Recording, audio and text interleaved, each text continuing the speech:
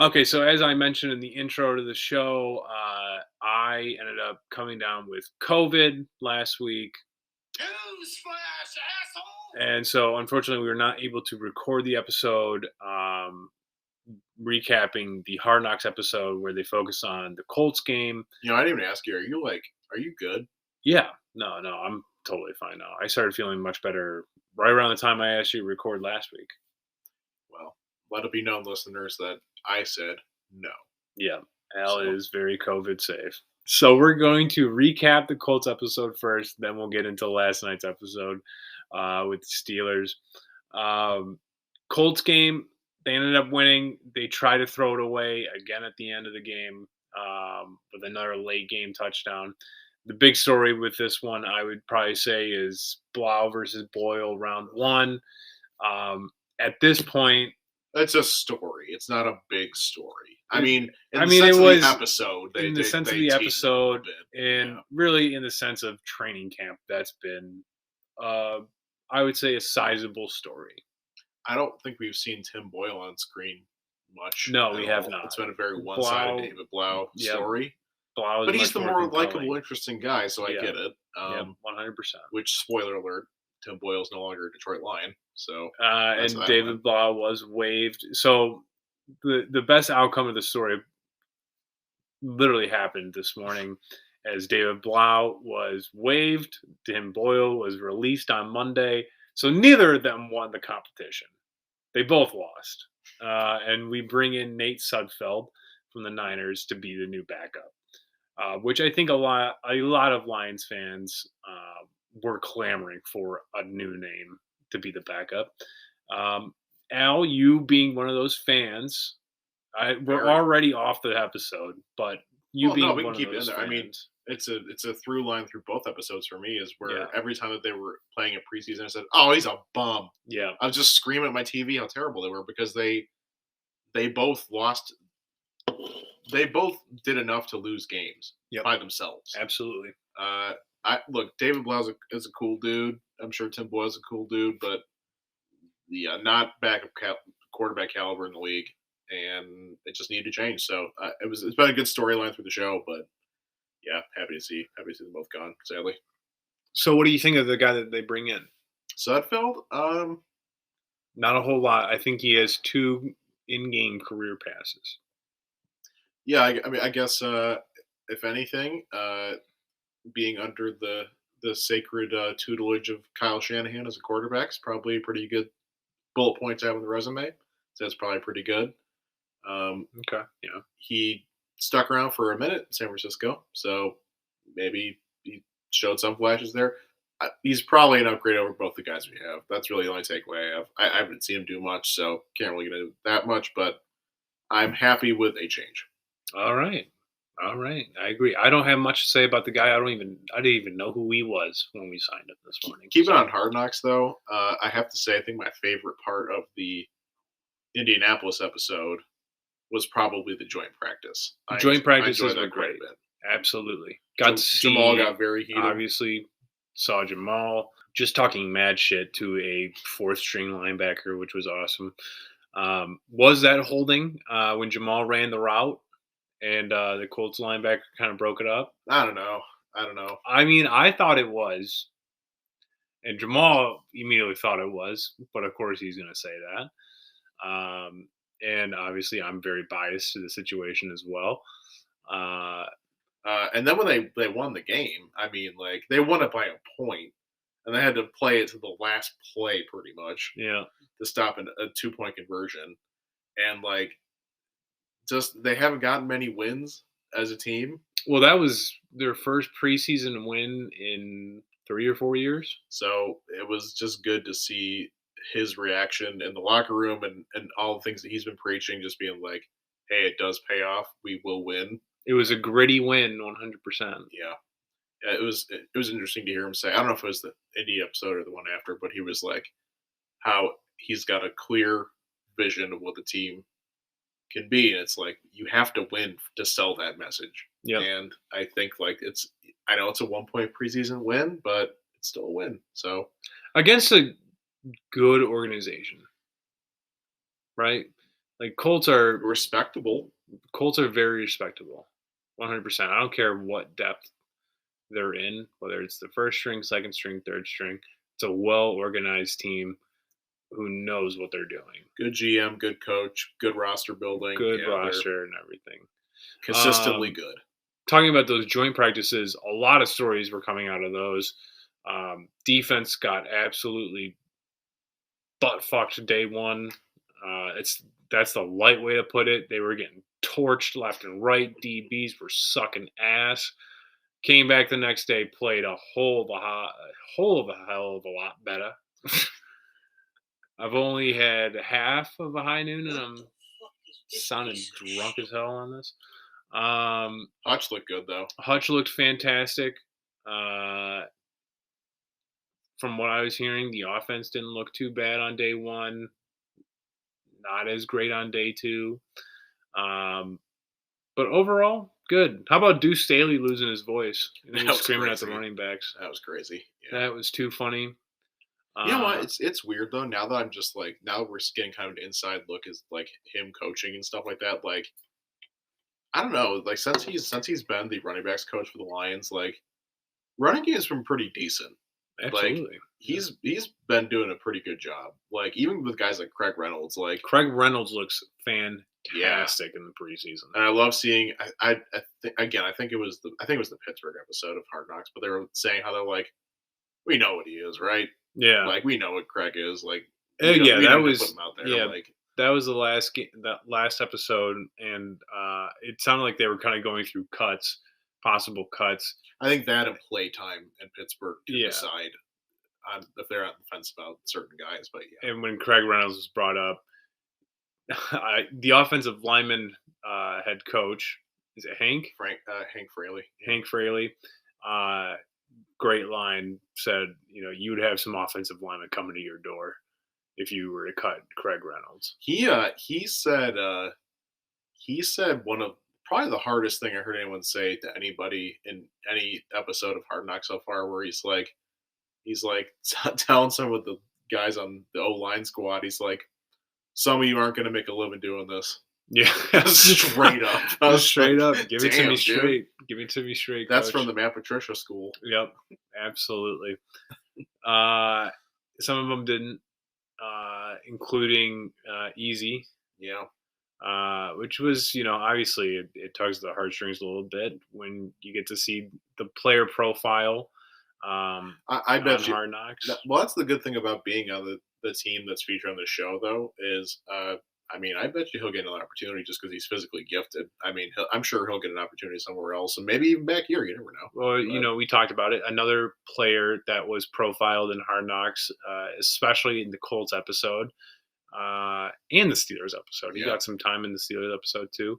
That did not end up making the team. Khalil Pimpleton, already signed to the New York Giants, right? Love taking those former Lions receivers. It did not work out for him the last time. Yeah, another good example of that is Marvin. But Marvin at least found some success in Jacksonville. Yeah, he's been like a security blanket player for Lawrence. For what it's worth in year one, I know it was what it was, but he's definitely been better than Kenny. A lot better than Kenny, and for a much cheaper price. Was there anything else on the Colts episode before we get to Pittsburgh? Not that I can think of. Kind of pivoting off of the episodes themselves, something that has not been shown in the episode, but has been, I would say, definitely probably a bigger storyline than the quarterbacks, the backup quarterback battle this offseason. How have we not gotten a Jeff Okudah profile yet? I was going to bring it up. I was going to say we haven't gotten the Liev Schreiber Jeff Okudah. I don't know how they have not mentioned him, because he was battling, and we got one more left. We got one more episode left. Yeah, but it's all going to focus on the cuts. We just got Jared Goff, and we just got the Jared Goff profile, which honestly I wasn't even expecting that, because everybody knows who Jared Goff is by now. If you're watching Hard Knocks. I kind of was, in the sense that that they did cover it was that like they kind of didn't sugarcoat it, but they were like, it's a big year for Goff, and Mm, it is. And they said, here's where he's been, here's where he is, and I think like it fired me up a little bit to see how excited they all are about him. Like, yeah. I think that there was a healthy dose of skepticism with Lions fans last year, and especially during the season, we saw some not so good things happening on the field. He really turned around at the end of the year, and if you are in the camp that that is like the trajectory of things, and that's where he's going, all the glowing reports in camp right now about him, like that's what you want to hear. The other thing, he only played one series in preseason, but He looked great. he looked damn good in that one series. Was against the Falcons, but nonetheless. Um, but yeah, Jeff Okudah. Going back to Jeff Okudah, he was battling Will Harris the entire time for CB2, opposite of Awarmier this offseason, and ended up winning it out after last Sunday against the Steelers. He played pretty well against the Steelers. I'll give him that. Who have had probably some of the best preseason quarterback play of any team in the league. Yeah, 100%. I mean, again, I will go to my grave defending this take. The best player in football is Mitchell Trubisky against the Lions. Yeah, that's not up is for debate anymore. batting 1,000 against us. Like, he is unbelievable against the Lions. That's an even safer lock now than the Kirk Cousins Minnesota Vikings hammer the 1 o'clock home game. Yeah. It's It's as safe as a bet. 100%. But yeah, I mean, he played very well, broke up a touchdown pass. I think he made a big stop on third down. He played very well on Sunday, and rightfully so. He's awarded the CB2 spot against Will Harris. I feel like I look at it from both sides for the most part. That's great for Jeff Okudah. I'm happy that he's making a comeback. He needs to show up now. Yeah. He needs to show up now. This is a guy that we drafted 3rd overall. He's been injured for 2 seasons, and when he was playing, it did not look pretty. If he can be a solid CB2, I will take it at this point, as long as he's on the roster. It'd be obviously ideal for him to be better than that, but right now, I will settle for that. The other thing, I'm buying low. The other thing to that, glass half empty. He beat out Will Harris, who made the switch from being statistically the worst safety in football, to a corner late last season. So he is not new to the defensive back position, but he's new to the cornerback position. And he beat him out. It should not have even been a competition. We spent a 3rd overall draft pick on this guy. So that's worrisome. But again, glass half full. Happy to see that he's back. Happy to see that he's playing well. Yeah, keep it on Hard Knocks here. Yep. Pittsburgh episode. Any takeaways that you want to bring up? Is there any major talking points? I thought it was a great episode. I think it's the best one of the season, probably, watching it this morning. Because just the way that they covered the game was really good. They're starting to allude to some cuts. The Craig Reynolds stuff is really good. Like, Craig Reynolds stuff is great. His dad's great. Yeah, I think there's a lot to like. It's funny how you mentioned like how they portrayed the game. They definitely made it seem closer than it was. Yes, they did. I mean, they were down 16-0 at half, but you would not have been able to know that based on how they showed the first half and really how they showed the second half. Campbell made up his decision probably a quarter into the game on the quarterback battle. Probably because Tim Boyle looked like shit. He looked like absolute dookie. He threw a horrible pick, and then Campbell was it was a shockingly bad pick. Yeah. And Campbell was like, well, what do you guys think about throwing Blauen with the ones? And right then and there, you knew Tim Boyle was gone. For David Blau, I'm just like piling on these guys, but like whenever I watched him play in the preseason this year especially, he's got the definition of like a pop gun arm, where it's like this dude has he's got some noodle arm weak ass throws. And he just can't he is not NFL caliber. I'm sorry. You don't think so? You know, the one thing I definitely have a soft spot for David Blau. He's a cool guy. I like He's the a cool guy. The thing I love about him most, you can tell that guy plays with heart. Like he plays with heart, man. Constantly. I mean, Easy was getting him killed on Sunday. Yeah, that's I mean, he was taking some shots. Yeah, and so and every time he would get up limping, but he would go right back to the huddle and ask Easy, "Hey, can you please block, please, for the love of God?" But that's that's the thing I love about Blau. He is also a great improviser. You have to give him that. Yeah, yeah. He definitely thinks fast on his feet. Sometimes it works out in his favor. His Sometimes touchdown it doesn't. His touchdown lob. Yeah, Was like pretty shovel good. pass. Yeah, shovel almost. pass. The shovel pass on fourth down to keep him in the drive going. The snap that he fumbled, picked up, knew exactly where to go with it. Threw a pretty good pass in my opinion. So, the players only practice. That was really interesting. That was fun. Yeah, that was definitely a different thing to do. It felt a little college to me. It felt like last day of school. Yeah. You know what I mean? Where it's just like no one cares. You know, right. It's like not else you can really do at this point. So, well, the other thing with that is like, I get what Dan Campbell is trying to do there. He's like trying to see like, are these guys going to take this seriously, right? Yeah. But at the same time, like, all the coaches, all the position coaches talked to their positions before and were like, hey, we're not going to be out there. Take this shit seriously. So when they got out there, they were like, all right, let's get into it. Let's snap into it. And I was like, well, yeah. I mean, if you're going to tell them beforehand to take it seriously, they're going to take it seriously. They should have put them out there with no information, just handed them the play call sheets and been like, all right, good luck. See ya. So season finale next week. I've enjoyed the season quite a bit. I don't think I'll ever like a season as much because obviously it's about the Lions and a really interesting time for them too. So I don't think we're alone on this. Yeah, I feel like the fans have been pretty positive. NFL fans have been watching Hard Knocks a lot. The Call of Duty Kyler midseason meltdown might be pretty good though. I really hope it is. I really hope it is.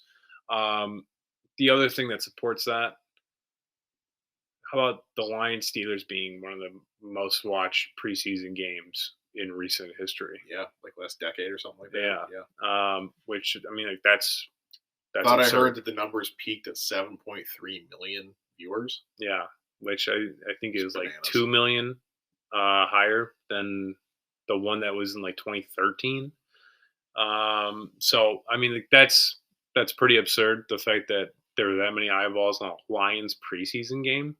Yeah, it must have been a really slow Sunday for a lot of people. I mean, let's be real. I think the Kenny Pickett, George Pickens stuff is probably a large chunk of why people are watching that game.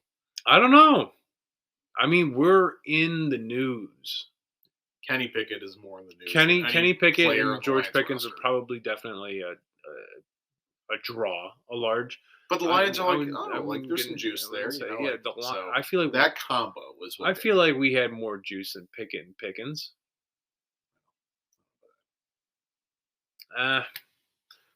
Phooey. Well, let's really quickly just. Is there anyone who got released that we haven't covered that you want to talk about? I would say probably. Let's say I would say the two most shocking would be Tom Kennedy, who was a preseason darling. Another Al called him a bum player. Do you want him off the roster? So Tom Kennedy, he made some good plays in the preseason games. I don't remember who said it, but someone was like, "This is like why the preseason is a sham because that dude did everything correctly." Yeah, to stay on the roster, but he got cut. Doesn't have the size for an NFL player. It is unfortunate, but there has been a lot of new talent at that position brought in. You look at our room, the 5 that are in there currently. Amon, who is going to be starting every game. DJ Chark, who will probably be starting almost every game. Josh Reynolds, who will be filling a role until JMO gets back. Quintez Cephas, who they're just simply not ready to give up on yet, which I'm in agreement with that. I don't think we're ready to give up on him either. I will say that was like if Khalil Pimpleton was going to fit on this roster, I thought about it as soon as he got cut. I'm like, why did you cut him? Like he seemed like, I know he cut a couple drops, but like the speed, he could have been a good special teams player. But I'm like, the second that JMO is back, he's every role that he'd be playing would be JMO's. So it's like, because JMO's gonna be the speed freak on the roster. So and he's got 100%. So like, and he's a first round pick. So you don't really need the guy. I feel like the reason that he's a first round pick and he's coming off that ACL tear, I don't think he'll be returning kicks or punts. Eventually, maybe once in a while, but the other wide receiver that they have on the roster that does return kicks, Khalif Raymond. So I mean, you look at those five, I can understand why Trinity Benson, Tom Kennedy, Khalil Pimpleton, all of those guys got the axe. Did Funches gone, which that one, I don't know. He can't really block, this late into his career trying to make that switch, which, blocking is still a pivotal portion of being a tight end. But it looks like it will mainly be Brock Wright and TJ. The other big one coming on the defensive backside was AJ Parker, who played a pretty substantial role on the team last season. He's more of a nickelback, so he's not really taking time out of Awarmiye, Okuda, Will Harris. But it sounds like the guy that they brought in during free agency, Mike Hughes, I think is his name, will be filling that role possibly until Jerry Jacobs comes back later in the season. He'll probably be back within the first 4 weeks. Based off of circle that game on your calendar, Lucas. 100%. Cannot wait for Jerry to get back. Wishing him a speedy recovery. Huge fan of him, and I feel like he will probably be starting at that nickelback role. The other thing that we have to say about a lot of these guys is that they're all being brought back onto the practice squad and will have a chance to make the team next year unless somebody plucks them off our practice squad. But chances of that happening are pretty slim, I'm going to guess. Not really poaching players off of one of the worst teams in the league, but hey, maybe this year we're not going to be that bad. Who knows? Tell you what, one thing that really worried me about last night's episode, Dan Campbell saying, we may have a defense here, boys. Because, motherfucker, we do not. I'll have to clip that off. Yeah, that's pretty bad. That one's going to come back to haunt us. Because I still don't have faith in this defense. Hutch looks fantastic. That is such a step in the right direction. Especially, I feel like Charles Harris will improve by it. Hopefully, Aleem improves by it. The defensive line really gets put together there. There's still a lot to be desired with the middle linebackers. Rodrigo's a step in the right direction. Hopefully, it seems like him being there on that team lit a fire under Barnes' ass. The best cut, though. I think this will be his final time as a Lion. Hopefully. See you later, Jared Davis. He is another player that got signed to the practice squad. But, Al, you brought up a great little tidbit. Ian Rappaport tweeted out once he got cut, the Lions have cut former first-round pick Jared Davis, period. Bit of a surprise, period.